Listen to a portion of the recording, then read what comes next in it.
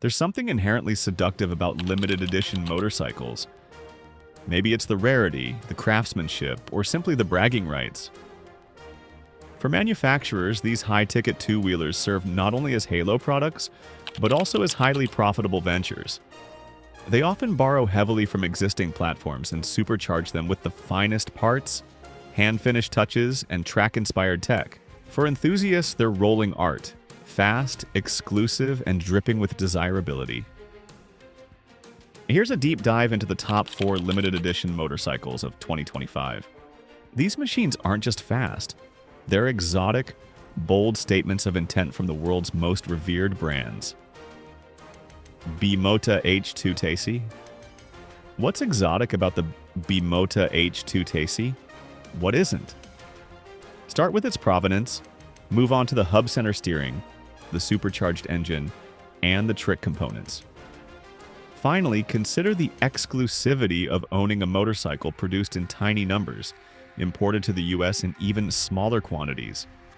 Kawasaki acquired a 49% share of the historic Rimini-based brand in 2019, giving it both financial security and access to a panoply of tried-and-tested parts, including the supercharged inline-4 engine that powers the H2 Tesi. That engine produces a claimed 231 horsepower, which is, simply put, insane. This is a road-legal motorcycle.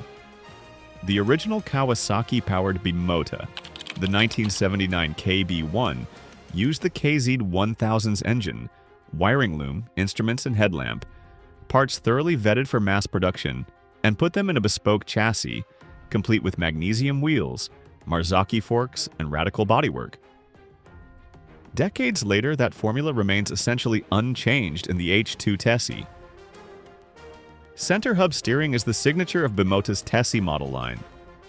The first prototype was unveiled at the Milan show in 1984. Tesi means thesis in Italian, and it's a fitting name for a technology that offers several benefits compared to conventional telescopic forks, chief among them rigidity and inherent anti-dive characteristics. The H2 Tesi uses billet aluminum and carbon fiber swing arms bolted to both sides of the engine and connected to Uhland shocks. This setup separates the forces of braking, suspension, and steering, thereby minimizing fork dive under hard braking and eliminating the stiction of a telescopic fork. The liberal use of carbon fiber, including a carbon fiber subframe, contributes to a claimed ready-to-ride weight of 456 pounds, close to 70 pounds lighter than the stock Kawasaki H2. Its carbon fiber bodywork is unique, if not traditionally beautiful, but it's the billet swing arm up front that steals the show. 2025 Ducati Panigale V4 Tricolore Italia. Based on the 2025 Panigale V4S, the Tricolore Italia is the classic limited edition Ducati. It's produced in limited numbers, 163 in this case, uses loads of up-spec hardware, and has jaw-dropping looks. The Bagnaia Gran Premio d'Italia livery honors the two-time MotoGP champion's 2024 victory at Mugello, which coincided with Italy's Republic Day. Ducati marked the occasion by wrapping its factory GP 24s in the colors of Italy's national sports teams. Having witnessed Pagnaia's 2023 Mugello victory firsthand, I can attest that the atmosphere created by legions of Italian fans made it feel like a moment of national importance.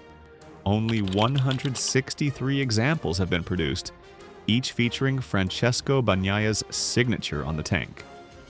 The Tricolore Italia includes a host of premium parts, including an Alcantara seat, a dry clutch, an individually numbered billet aluminum triple clamp, and an upgraded Brembo braking package with GP4 sport production, anodized calipers, and an MCS 19.21 master cylinder with remote adjuster. Carbon fiber wheels reduce unsprung mass, and a liberal dose of additional carbon parts completes the unobtainium look. Ducati claims the Desmosedici Stradale engine produces 209 horsepower and 89.5 pound-foot of torque. Beyond the hardware and performance, the Tricolore Italia may be cherished for commemorating a specific day, race, and era, in which Ducati was at the peak of its Grand Prix racing dominance. Kawasaki H2R ABS. The Kawasaki H2R produces a claimed 321.5 horsepower at 14,000 RPM and 121.5 pound-foot of torque at 12,500 RPM. While the standard H2 and Bimota H2 offer under 250 horsepower, the H2R goes fully unhinged. It's not street legal, so don't expect to see one on the freeway. You'll likely spot it only at a private track day at a place like Ascari. That horsepower figure renders all other specs irrelevant in a barroom debate. Sure, it has an Öhlins TTX36 shock, Brembo-style calipers, and a Bosch IMU, but who cares when you've got 321 horsepower? Normally, exotic isn't a word associated with Kawasaki, but the H2R proves that raw power can redefine exclusivity. Compared to a signed fuel tank or an Italian tricolor paint scheme, obscene horsepower is almost crude, which makes it even cooler. It's like parking a fire-breathing Dodge Demon next to a vintage Bentley at Pebble Beach. MV Agusta Superveloce 1000 Serie Oro. The Serie Oro Gold Series designation holds a special place in the hearts of MV Agusta fans. It doesn't just imply high-spec and limited production, it represents milestones in MV history. The 750 F4 Serie Oro, revealed in 1997, was the first MV Agusta produced after its revival by Claudio Castiglioni and Cagiva. Designed by Massimo Tamburini, the genius behind the Ducati 916 and co-founder of Bimota, it established MV's identity as a brand focused on performance and beauty. The Superveloce 1000 Serie Oro carries on Tamburini's legacy and pushes the boundaries of retro modern design further than most manufacturers dare. The Superveloce 1000 features a 998 cubic centimeter inline 4 with a radial valve setup, titanium valves, and forged titanium connecting rods. It delivers a claimed 208 horsepower at 13,000 RPM and 86 pound-foot of torque at 11,000 RPM. The steel trellis frame, bolted to aluminum side plates and paired with a single-sided swing arm, echoes the layout of the original 750 F4. Top-tier components include electronically adjustable Öhlins suspension and Brembo-style calipers.